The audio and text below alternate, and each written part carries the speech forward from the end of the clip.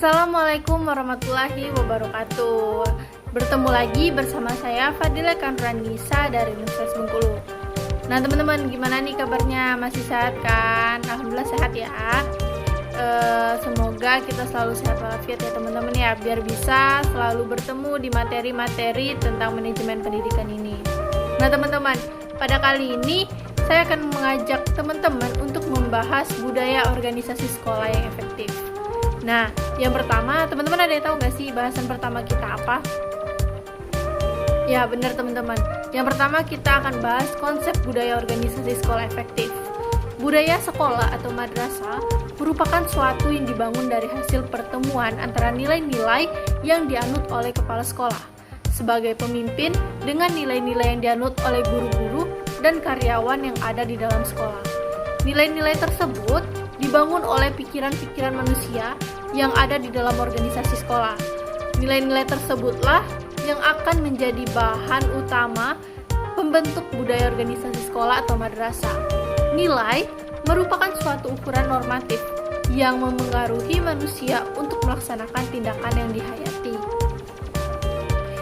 Nah, pengertian budaya organisasi sekolah efektif yang pertama, budaya organisasi sekolah efektif merupakan nilai-nilai dan norma-norma yang dianut dan dijalankan oleh setiap orang yang ada di lingkungan sekolah dalam memperdayakan setiap komponen yang ada di sekolah baik secara internal maupun eksternal, serta adanya pengelolaan yang baik dalam rangka mencapai visi, misi, dan tujuan sekolah secara efektif dan efisien. Selanjutnya, yaitu karakteristik budaya organisasi. Nah teman-teman, menurut Susanto tahun 2012, karakteristik budaya organisasi yang pertama yaitu inisiatif individu, yang kedua toleransi terhadap resiko, yang ketiga pengarahan, yang keempat integrasi, yang kelima dukungan manajemen, yang keenam pengawasan, yang ketujuh identitas, yang kedelapan sistem penghargaan, yang kesembilan toleransi terhadap konflik, dan yang ke-10 pola komunikasi. Nah, namun dibalik itu ada lagi nih menurut para ahli yang lain, yaitu menurut Rahmawati tahun 2004 terdapat 7 karakteristik budaya organisasi. Yang pertama, inovasi dan pengambilan keputusan. Yang kedua, perhatian kerincian. Yang ketiga, orientasi hasil. Yang keempat, orientasi orang. Yang kelima, orientasi tim. Yang keenam, keagresifan. Dan yang ketujuh, kemantapan. Tipe budaya organisasi. Menurut Mondi, Nau, dan Premaux tahun 1993, tipe budaya organisasi ada 2. Yang pertama, open and participative system. Open and participative system ditandai dengan adanya kepercayaan terhadap bawahan, komunikasi yang terbuka, kepemimpinan yang sportif dan penuh perhatian, penyelesaian masalah secara kelompok, adanya otonomi bekerja, sharing informasi, serta penyampaian tujuan yang tinggi. Yang kedua, close and authoritative culture. Close and authoritative culture ditandai dengan adanya pencapaian tujuan yang tinggi. Namun, pencapaian tersebut mungkin lebih dinyatakan dan dipaksakan pada organisasi dengan para pemimpin yang otoraksi dan kuat. Di dalam organisasi, yaitu ada 9 unsur-unsur budaya nih teman-teman. 9 unsur-unsur budaya organisasi tersebut. Yang pertama, asumsi dasar. Yang kedua, adaptasi. Yang ketiga, cinta dan brand yang khas. Yang keempat, acuan perilaku. Yang kelima, pewarisan. Yang keenam, berbagai nilai. Yang ketujuh, pedoman mengatasi masalah. Yang kedelapan, pemimpin. Dan yang kesembilan, seperangkat nilai dan keyakinan yang dianut. Nah, apa sih fungsi budaya organisasi? Fungsi budaya organisasi menurut Fatah tahun 2012, budaya organisasi mempunyai beberapa fungsi, yaitu yang pertama, memberikan identitas organisasi anggotanya. Yang kedua, memudahkan komitmen kolektif yang mempromosikan stabilitas sistem sosial. Yang ketiga, membentuk perilaku dengan membantu manajer merasakan keberadaannya. Sementara menurut Hikmat tahun 2009, fungsi budaya organisasi yang pertama, pembeda dari organisasi yang lain.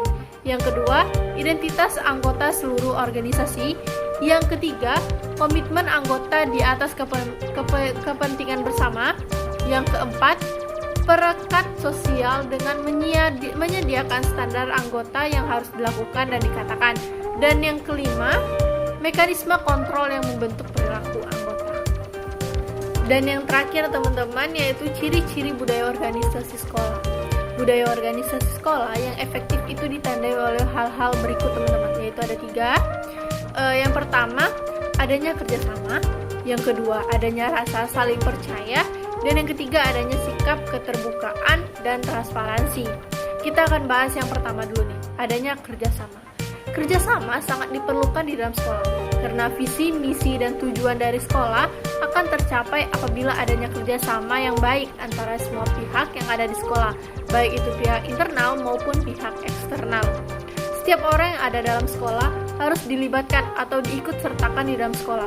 Contohnya, ketika sebuah sekolah mengalami permasalahan, maka setiap pihak yang ada di sekolah tersebut bersama-sama memecahkan permasalahan dan mencari jalan keluar dari masalah tersebut agar masalah tidak menjadi berlarut-larut dan semakin membesar sehingga akan merusak sekolah. Yang kedua, adanya rasa saling percaya. Rasa saling percaya harus dimiliki oleh setiap orang di dalam organisasi. Dengan adanya rasa ini, maka akan meminimalisir konflik di dalam organisasi. Setiap orang di dalam organisasi akan dapat melakukan tugas dan tanggung jawabnya secara profesional. Dan yang ketiga, adanya sikap keterbukaan dan transparansi. Sekolah harus memiliki sikap terbuka, baik di dalam mempromosikan sekolah, di dalam budgeting sekolah, maupun terhadap pengaruh dari luar.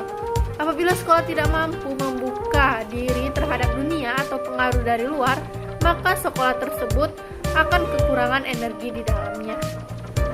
Nah teman-teman, itulah tadi pembahasan kita mengenai budaya organisasi sekolah efektif. Semoga teman-teman dapat memahami nih materi kita pada kali ini.